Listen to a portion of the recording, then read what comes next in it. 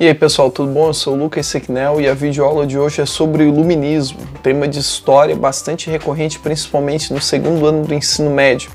Lembrando também que o Iluminismo ele foi um importante movimento cultural e filosófico que surgiu na França a partir do século XVII, apesar de ter suas raízes também vinculadas a outros pensadores como John Locke, que não necessariamente era francês. Lembrando que o Iluminismo ele, apesar de surgir no século XVII, ele tem o seu apogeu a partir do século XVIII.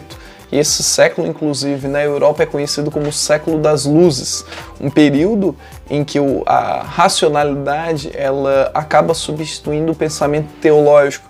E basicamente, esse racionalismo ele está vinculado à perda do poder da crença em Deus como centro de todas as coisas e no poder divino também vinculado aos reis, aos grandes monarcas. Então, basicamente, sobre o Iluminismo, nós temos alguns pensadores que eles são cruciais para o desenvolvimento desse pensamento, dessa racionalidade, dessa crença da razão em detrimento à crença que era vinculada à igreja. Basicamente, nós temos como grandes filósofos da época John Locke, como eu já havia citado, nós temos Jean-Jacques Rousseau, que defendia o contratualismo e basicamente defendia também o Estado democrático, ou seja, o contrato social em que houvesse uma votação para a escolha dos representantes e que esses representantes jamais poderiam sobrepor interesses individuais sobre os coletivos. Jean-Jacques Rousseau, então, ele na verdade também nem era francês, era o equivalente à Suíça hoje em dia, a divisão do continente europeu era totalmente distinta. E basicamente nós também tivemos ali outros importantes como D'Alembert e Denis Diderot, que eles organizaram importantes enciclopédias, importantes livros da época com esses pensamentos desses grandes pioneiros, desses grandes intelectuais da época. Eles organizaram então da forma que o acesso à informação chegasse ao maior número de pessoas possível. Outro que nós temos como grande e importante filósofo da época é Montesquieu.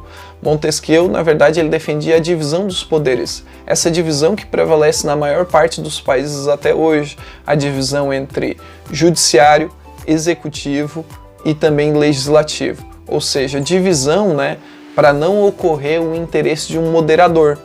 Na época nós tínhamos os reis que basicamente influenciavam em todos os segmentos do poder. Basicamente o rei ele era soberano, ele decidia tudo.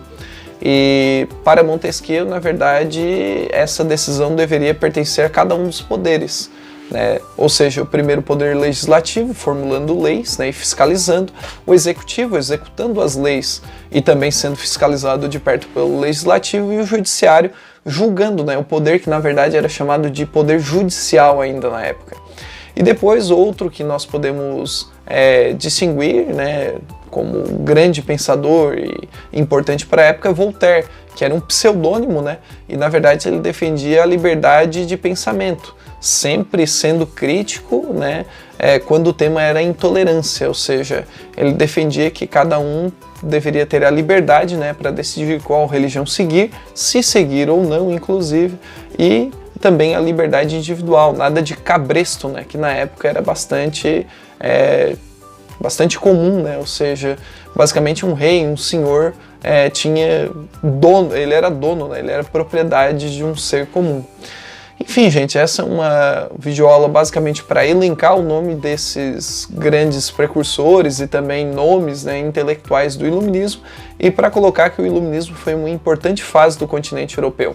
Uma fase que marca uma transição bastante importante, uma transição para a Revolução Industrial, inclusive, uma transição para a Idade Moderna, Graças ao Iluminismo surgem talvez os ideais que vão alimentar uma Revolução Francesa, algo que é marcante e que vai inclusive mudar a humanidade para chegarmos inclusive à idade contemporânea. Pois bem, gente, muito obrigado pela atenção e valeu!